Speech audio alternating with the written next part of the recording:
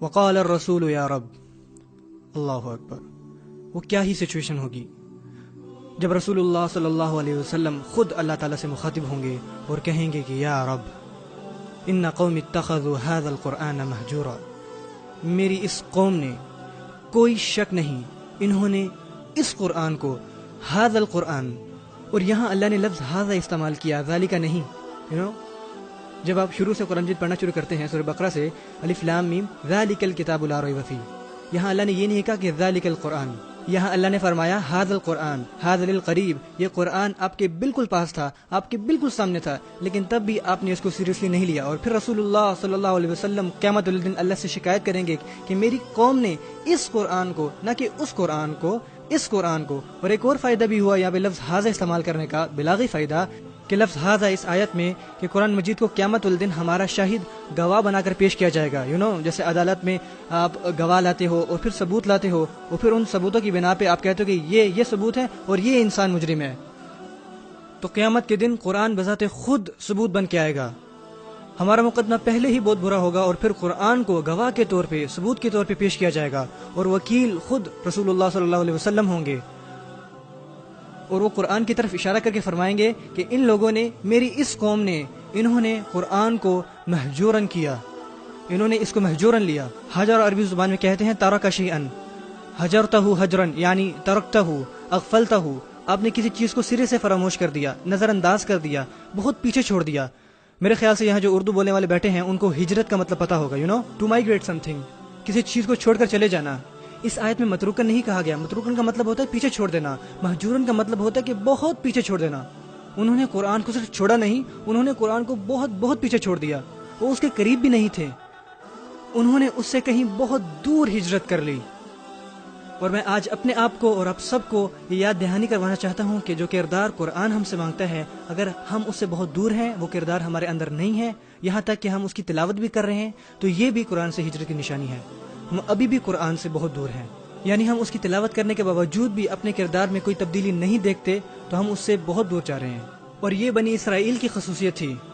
اور سورہ فرقان قرآن کی 25ویں سورت ہے، زیادہ لمبی سورت نہیں ہے، جب آپ گھر جائیں تو آپ اس کی ٹرانسلیشن پڑھ سکتے ہیں، اور یہ ایک انتہائی خوبصورت سورت ہے قرآن مجید کی۔ اور اس کے آخر میں پورا کا پورا لکھا ہے کہ مسلمان کا کیسا کردار ہونا چاہیے، مسلمانوں کی شخصیت کو کیسا ہونا چاہیے۔ اور یہ تب کیوں کہا گیا جب رسول اللہ صلی اللہ علیہ وسلم نے شکایت کی کہ لوگوں نے قرآن کو چھوڑ دیا ہے، کیونکہ جو انسان قرآن کو نہیں چھوڑتا اس کی شخصیت دوسری قسم کی ہوتی ہے، ان کی شخصیت، ان کے کردار الگ ہوتے ہیں، ان کے اعمال کچھ اور ہوتے ہیں، حتیٰ کہ وہ کس کے ساتھ رہتے ہیں وہ بھی مختلف لوگ ہوتے ہیں۔ وَإِذَا مَرُّوا بِاللَّغْوِ مَرُّوا كِرَامًا، سیم صورت میں ہے، جب وہ غیر ضروری مکالموں کے پاس سے گزرتے ہیں تو وہاں سے مہذب طریقے سے گزر جاتے ہیں، وہ اس میں الجھتے نہیں ہیں، وہ فضول محفلوں میں نہیں پڑتے۔ قرآن ان کی شخصیت کے ہر حصے پہ اثر انداز ہوتا ہے۔ ہمیں قرآن کے قریب ہونا ہے۔ میں سوچتا ہوں کہ میں اور آپ اس کے اور بھی مزید مجرم بنتے جا رہے ہیں، اور ہمیں اس کے بارے میں فکر مند ہونا چاہیے۔ ایک دفعہ گھر پہ میری بیٹی قرآن مجید پڑھ رہی تھی، اور وہ سیم یہ آیت پڑھتی ہے، اور میں اس کی تجوید چیک کر رہا تھا، اور اس نے جب یہ آیت پڑھی تو میں رونے لگ گیا۔ تو وہ مجھ سے پوچھتے کہ اب آپ کیوں رو رہے ہیں؟ میں نے کہا کیونکہ جو اللہ نے یہاں فرمایا ہے۔ اس نے پوچھا کہ اللہ نے یہاں کیا فرمایا ہے؟ میں نے کہا کہ وہ کہہ رہے ہیں کہ رسول اللہ صلی اللہ علیہ وسلم کچھ لوگوں کے بارے میں شکایت کریں گے جنہوں نے قرآن کو چھوڑ دیا ہوگا۔ تو اس نے کہا کہ پر ہم نے تو قرآن نہیں چھوڑا، ہم تو پڑھ رہے ہیں۔ اور میں نے کہا کہ بیٹا اگر یہ صرف پڑھنے کے بارے میں ہوتا تو زیادہ آسان ہوتا، یہ صرف پڑھنے کے بارے میں نہیں ہے، ہمیں اس کتاب سے محبت ہونی چاہیے۔ کیا ہم یہ ثابت کر سکتے ہیں کہ ہم اس قرآن سے زیادہ محبت کرتے ہیں اس نئی مووی کے مقابلے میں جو آتی ہے، یا کسی ویڈیو گیم کے مقابلے میں؟ کیا ہم اس کے ساتھ زیادہ وقت گزارتے ہیں؟ کیا ہم ایسا بننا چاہتے ہیں کہ جیسے یہ قرآن ہمیں بننے کو کہتا ہے؟ لڑکی اس طرح مضبوط پہاڑ کی طرح دکھنا چاہتے ہیں جیسا وہ ان تصویروں میں دیکھتے ہیں، اور لڑکیاں کسی اور کی طرح دکھنا چاہتی ہیں، لوگ ایک دوسرے کی طرح پیسہ کمانا چاہتے ہیں، لوگ ان کو ایڈلائز کرتے ہیں، لیکن کون آپ صلی اللہ علیہ وسلم کی سنتوں پہ عمل کرنا چاہتا ہے، جن کی زندگی ہمارے لیے ایک بہترین مثال ہے؟ آج کا ہر نوجوان سونے سے پہلے یہی سوچتا ہے کہ یار کاش کہ میرے پاس 6 پیکس ہوتے، اور یہ کبھی کوئی نہیں کہتا کہ یار کاش کہ میرے پاس زیادہ سنتی ہوتی آپ صلی اللہ علیہ وسلم کی۔ کون ایسا کہتا ہے؟ اور کیسے ہم اس کو نہیں چھوڑے؟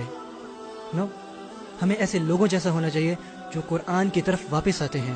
سیریسلی اللہ ہمیں اس کتاب سے محبت کرنے والا بنائے، اور اسے ہماری زندگی کا ایک بڑا حصہ بنائے، تاکہ اس کتاب کی برکت سے ہر چیز ہماری زندگی میں رحمت لائے۔